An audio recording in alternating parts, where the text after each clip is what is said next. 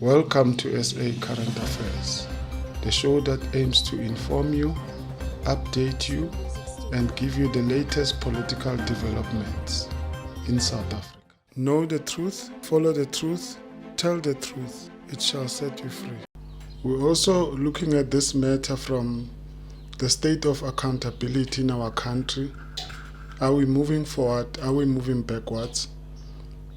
Well, I must be honest to say that there is a bit of a movement in our country in terms of the state of our accountability. We can see that the legal system is working. But diving into the matter, the Minister of Justice, she's facing very serious allegations of fraud, in a sense that she received improper money from a bank that was facing liquidation.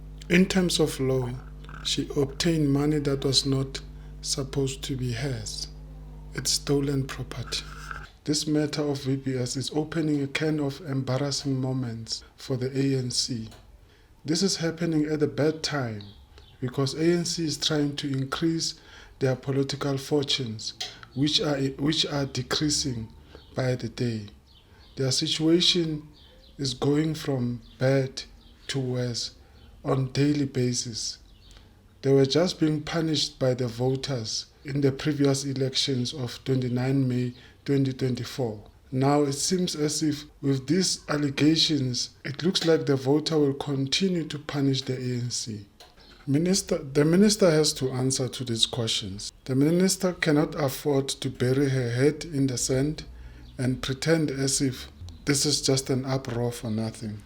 The minister needs to answer in terms of, was she aware in terms of where the money was coming from? And also there's another issue, the NPA is also investigating her. The Parliamentary Ethics Committee, they are also investigating her as well. And on the face of the evidence, we know that there is no real evidence that can convict the minister. But at face value, there is some information that is surfacing that shows that there is something that the minister is hiding, because the minister is not prepared to give proof in terms of the proof of payment of the loan to show that the loan that she claims to be a loan, it was a transaction above board. However, as it stands, out of the respect of the office of the Ministry of Justice, her being there, it's a conflict of interest because she's presiding over the Ministry of Justice. She is the custodian of the Ministry of Justice, yet she's implicated in criminality. So when it comes to this particular matter, she will be conflicted. So as a result, that is the reason why she must resign, because of conflict of interest. Just listen to the video, the upcoming video, and make up your mind. Thank you. All right, to speak more on this, let's now welcome a political analyst, Thobani Zikalala. Thank you so much for your time this afternoon, Thobani. So President Cyril Ramaphosa has now requested this detailed report and briefing from the Justice and Constitutional Minister. So once he has received that report and subsequently holds that briefing with her, what, in your view, should be the President's response?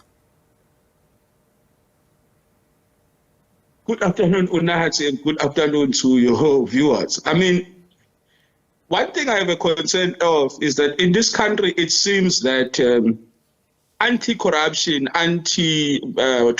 anti-corruption is a political weapon, and it seems to be a weapon that has arms. And because that's the first comment I want to make. The second thing is that once the briefing has been done, I mean, with allegations already in place, I mean, with MEC ministers, I mean, serving at the prerogative of the president, I would have requested the minister to take special leave and deal with their issues. I mean, you don't want to have a situation whereby there is a tainting of a government because of previous shenanigans of particular individuals. If the minister has got a case to answer or got issues to deal with, let the minister vacate office or take a break from office and be able to deal with that. This idea of saying they must give you a briefing, and then because after the briefing, what do you do? I mean, they serve at your prerogative. If you believe there's something to respond to, let the minister go and take time and deal with that matter and give you a briefing thereafter that the matter has been cleared.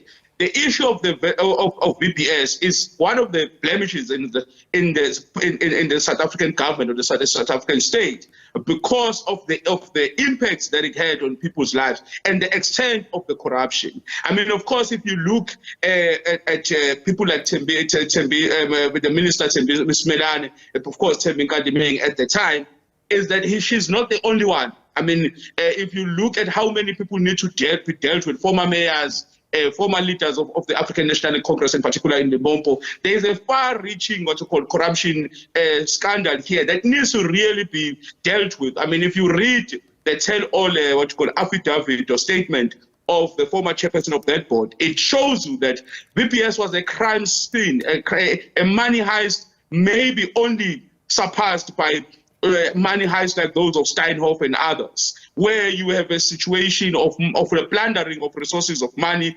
of higher scales. The president needs to be consistent in this matter.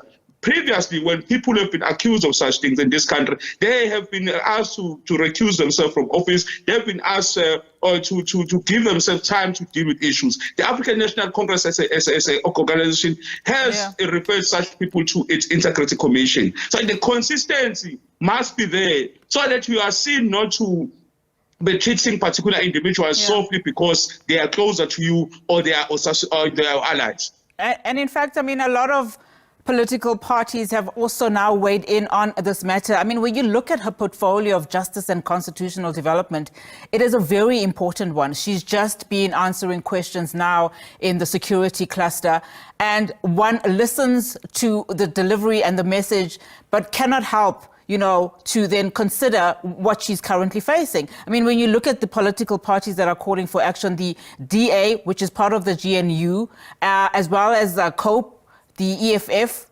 also are urging the removal of the minister. Action SA wants the involvement of the public protector. So there is a lot of pressure for her to then do the right thing and step down.